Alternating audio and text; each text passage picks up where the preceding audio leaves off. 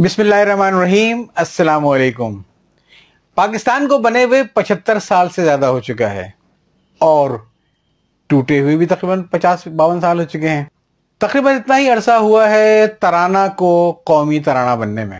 पहले तो मैं आपको एक छोटा सा लतीफ़ा सुना दूँ कि सुकूत ढाका से ज़रा कबल हमारा ऐवान सदारत जो था वो इंदर सभा बना हुआ था और ज़्यादातर वहाँ पे अपने वक्त की मशहूर ख्वातीन सदर की खिदमत बजाय लाया करती थीं। तस्वीरें बाहर आती थी कि कभी सदर के कदमों में कोई मलके तरन्नुम बैठी हैं जो उनको शराब का गिलास पेश कर रही हैं, और कभी ये खबर आती थी कि अकली मख्तर उर्फ रानी को जनरल का खिताब मिल गया है और वो सारे मामलात को देख रही हैं। उसी हसीन दौर में खातून पहुंची ऐवान सदारत। एक लतीफ़ा मशहूर है, उन्हें अंदर जाने की इजाज़त चाहिए तो सिक्योरिटी वालों ने उनको रोक दिया। उनका नाम मेहमानों की लिस्ट में नहीं था। खैर खासा उन्होंने कोई हंगामा किया, अंदर पैगाम भिजवाया। जब अंदर इंटरकॉम से पैगाम गया और मेहमान का नाम बताया गया तो उन्हें अंदर बुला लिया। जब कई घंटों के बाद रावी के मुताबिक वो बाहर निकली तो सिक्योरिटी के जिन लोगों ने उन्हें रोका था उन्होंने सबने उसको सलूट मारे। खातून ने बड़े तंजिया अंदाज में कहा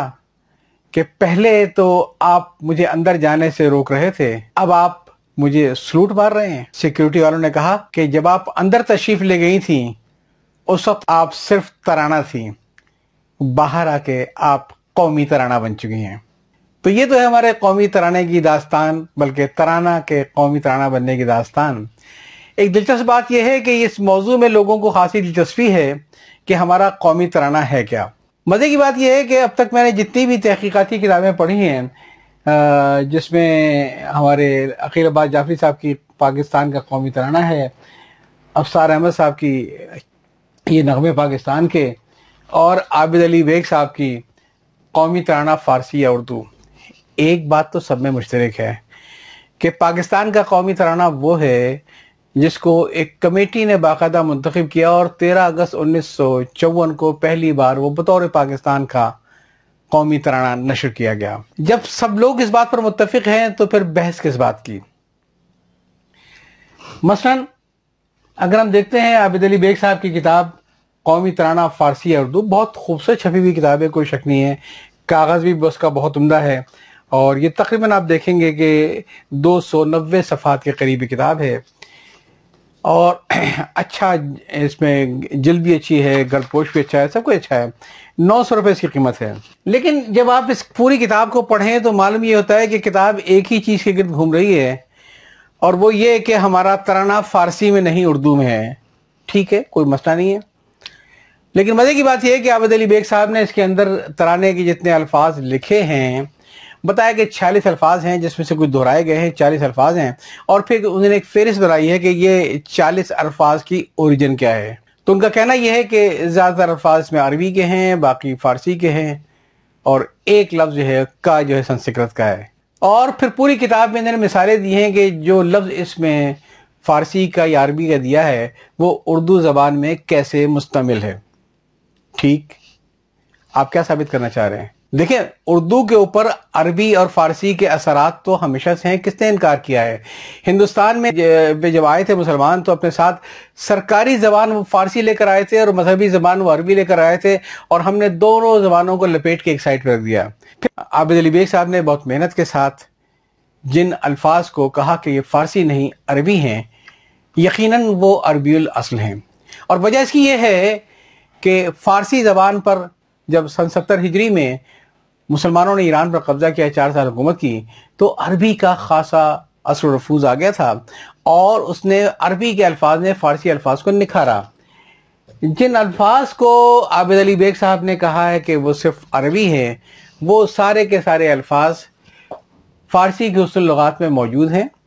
ये अलग बात है कि इसमें लिखा हुआ है कि इसकी असल या ये दखील जो है ये है अरबी लफ्ज़ से। अब मेरे लिए ये बहस ही बेकार है कि वो लफ्ज़ जो आ रहा है जिसको कुछ लोग फ़ारसी कहते थे आपने अरबी कह दिया। बात वहीं की वहीं है कि ऐसे अल्फाज पाकिस्तानी तराने के अंदर जो खालिसतन जिसे हम कहते थे कि उर्दू का है, आबिद अली बेग साहब ने बताया कि उर्दू नहीं है, वो संस्कृत है। वो एक लफ्ज़ है का, और बाकी या अरबी है या फ़ारसी है। तो इसके इजहार में शर्म की क्या ज़रूरत है? ہم لوگ یہ کیوں شرماتے ہیں کہتے ہوئے کہ صاحب یہ اردو کے اندر جو ہے کوئی باہر کا لفظ نہیں دیں گے؟ عجیب سی بات ہے. یہ اردو کا حسن ہے کہ اس میں دنیا کی ہر اچھی خوبصورت زبان کے الفاظ موجود ہیں. ترکی الفاظ موجود ہیں، فارسی کے الفاظ موجود ہیں، عربی کے الفاظ موجود ہیں، اور کئی مقامی زبانوں کے الفاظ موجود ہیں. اس میں شرمانے کی کیا بات ہے کہ اگر قومی ترانے کے اندر کوئی لفظ ایسا ہے جو نسبتاً خالصتاً اردو کا نہیں ہے، جو آپ نے فرمایا کہ صرف ایک ہے وہ بھی آپ نے مشکوک کر دیا، اس سے فرق کیا پڑتا ہے؟ یہ تو اردو کا حسن ہے. اس پوری کتاب کی پھر ضرورت کیا تھی؟ تو بہرحال یہ تو تھی عابد علی بیگ صاحب کی کتاب. ابھی حال ہی میں ایک اور دوسری بڑی اچھی کتاب آئی ہے، اور وہ ہے جناب عقیل عباس جعفری صاحب کی. عقیل عباس جعفری صاحب بہت اچھے محقق ہیں. بنیادی طور پہ ان کی یہ کتاب کا یہ پہلا ایڈیشن آیا تھا سن 2010 میں، اور اب 12 سال کے بعد انہوں نے اس میں کچھ اضافے کے ساتھ ایک نیا ایڈیشن لے کر آئے ہیں، اور اس کا نام ہے پاکستان کا قومی ترانہ، کیا ہے حقیقت، کیا ہے افسانہ. عقیل عباس جعفری صاحب نے عربی یا فارسی بھی تو خیر اتنا زور نہیں دیا، لیکن اس پوری کتاب میں جس چیز کو انہوں نے ایلوبریٹ کیا ہے وہ یہ ہے کہ پاکستان کا پہلا ترانہ لکھنے کا اعزاز نہ تو جگن ناتھ آزاد کے پاس تھا نہ کسی اور کے پاس. یہ اعزاز جو تھا یہ ان کے حصے میں آیا ہے، حافظ جلالدین صاحب کے. اچھا، بات بھی وہی ہے کہ قومی نغمہ ہونا ایک الگ چیز ہے، قومی اور ترانہ ہونا بالکل ایک الگ چیز ہے. ہمارا جو قومی ترانہ تھا وہ تو سرکاری طور پہ منظور ہوا 1954 میں جانے کے بعد، جس کو سرکاری طور پہ ہم نے اون کیا. اب مسئلہ کیا ہے؟ مسئلہ وہی ہے جو ان تمام کتابوں میں کیا نظر آتا ہے، وہ یہ کہ یہاں بھی پہلے دھن ایجاد کر لی گئی تھی، بعد میں الفاظ تلاش کیے گئے تھے جو اس پہ فٹ بیٹھتے، جس کے لیے ایک اصطلاح استعمال ہو گئی ہے کہ کفن سل گیا ہے سائز کا مردہ لے کر آ جائیے. اچھا، قومی ترانے کے جہاں تک مسئلہ ہے، اگر آپ قومی ترانوں کے مختلف ممالک کے دیکھیں گے تو اس کے اندر جو زیادہ اہمیت الفاظ سے زیادہ سمجھیے کہ موسیقی کی دھن کی ہوتی ہے. اس کے اندر ایک جوش و ولولہ ہوتا ہے اس موسیقی میں، جیسے کوئی فوجیں مارچ کرتی ہوئی چلی آ رہی ہیں، پیچھے سے بینڈ بجتا ہوا چلا آ رہا ہے. تو ساری توجہ ہمیشہ بالعموم پرانے زمانے کے جو ہمارے شہنشاہیت کے دور سے بھی جو ترانے چلے ہیں وہ یہ ہے جو کہ لوگوں میں، سننے والوں میں ایک جذبہ پیدا کر دیں. تو زیادہ ہمیشہ زور الفاظ کے اوپر نہیں بلکہ موسیقی کی دھن پہ ہوتا ہے، جو مارچ کی شکل میں بجائی جاتی ہے، جس کو بجاتے ہوئے فوجی آگے بڑھتی ہیں، جس کو بجاتے ہوئے بینڈ آگے بڑھتے ہیں. یہاں بھی یہی ہوا تھا کہ کریم چھاگلا صاحب نے دھن تو ترتیب دے لی تھی، مگر اس دھن میں کوئی الفاظ فٹ نہیں بیٹھتے تھے.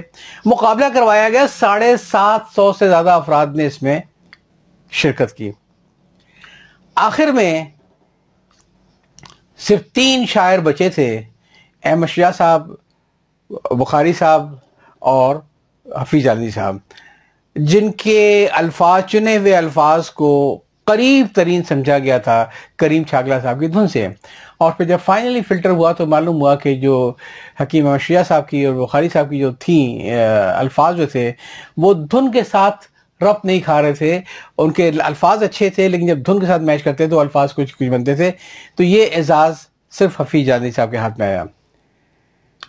اسی لیے کہا جاتا ہے کہ پاکستانی پہلے قومی ترانے کو لکھنے کا اعزاز حفیظ جلالدین صاحب کے پاس آتا ہے. اس میں کہیں بھی کوئی اختلاف نہیں ہے. باقی کتابیں اپنی جگہ ہیں، آپ اس کو پڑھیے، اچھی کتاب ہے یہ. اور عقیل عباس جعفری صاحب کی یہ ابھی لیٹسٹ کتاب آئی ہے، اور اس کی قیمت ہے تقریباً 800 روپے. ورثہ پبلیکیشن ٹھہرایا گیا ہے اور تقریباً 136 صفحات پر مشتمل ہے. اس میں آپ کو بہت اچھے عنوانات ملیں گے، کیونکہ یہ ایک محقق ہے اور محقق کی نظر سے انہوں نے دیکھا ہے، چیزوں کو لکھا ہے. وہ آپ کو اپنے کچھ دوسرے ایڈیشن کے بارے میں بتاتے ہیں اور پھر ساری چیزیں بتاتے ہیں. میں یہ نہیں چاہوں گا کہ میں اس کو پورا دہرا دوں، لیکن یہ کہ تحقیق بہت اچھی کی عقیل عباس جعفری صاحب نے، اور 12 برسوں کے بعد جب دوسرا ایڈیشن لائے ہیں تو اس میں کافی اچھا اضافہ کیا ہے اور پوری انہوں نے سٹوری کھینچی ہے. تو یہ تو جناب ہے آج کی کتاب. امید ہے کہ آپ لوگ پاکستان کا قومی ترانہ، کیا ہے حقیقت کیا افسانہ، عقیل عباس جعفری صاحب کی، اس کی آپ خریدیں گے اور اسے پڑھیں گے، اسے انجوائے کریں گے. لائبریری میں رکھنے کے لیے ایک اچھی کتاب ہے. عقیل عباس جعفری صاحب کی اس کتاب میں البتہ صرف ایک چیز کی تشنگی مجھے ضرور رہ گئی، ممکن ہے آپ نے اس میں کور کیا ہو اور شاید اس کے اوپر ریویو دینے کے لیے میں نے جو تیزی سکین کیا میں اس کو کہیں مس کر گیا ہوں، اور وہ یہ ہے کہ پاکستان کے قومی ترانے کے بارے میں ایک نیا تنازع کھڑا کیا جا رہا ہے. اور وہ تنازع یہ ہے کہ یہ ترانہ ابوالحسن حفیظ جلالدین صاحب کا لکھا ہوا ہی نہیں تھا، طرح سے یہ انہوں نے چوری کیا تھا. میں ایک میسج پڑھتا ہوں، ٹویٹ پڑھتا ہوں، یہ کوئی ڈاکٹر فاریہ ہیں جو لکھا ہے، تھوڑی سی کنٹروورشل بات ہے لیکن بچپن میں بڑوں سے سنا کرتی تھی کہ پاکستان کا ترانہ حفیظ جالندھری نے نہیں لکھا، ان کی باقی شاعری میں بھی ایسا اسٹینڈرڈ نہیں ملتا، ان کی باقی شاعری میں بھی ایسا اسٹینڈرڈ نہیں ملتا۔ ان کے ایک دوست تھے ڈاکٹر اعظم کرویوی، جنہوں نے اپنا لکھا ہوا ترانہ ان کو سنایا، انہوں نے اپنے نام سے پیش کر دیا۔ بعد میں اعظم کرویوی صاحب قتل کر دیے جاتے ہیں کوئی ذاتی معاملات پر، اور حفیظ جالندھری صاحب اس ترانے کے خالق قرار پاتے ہیں۔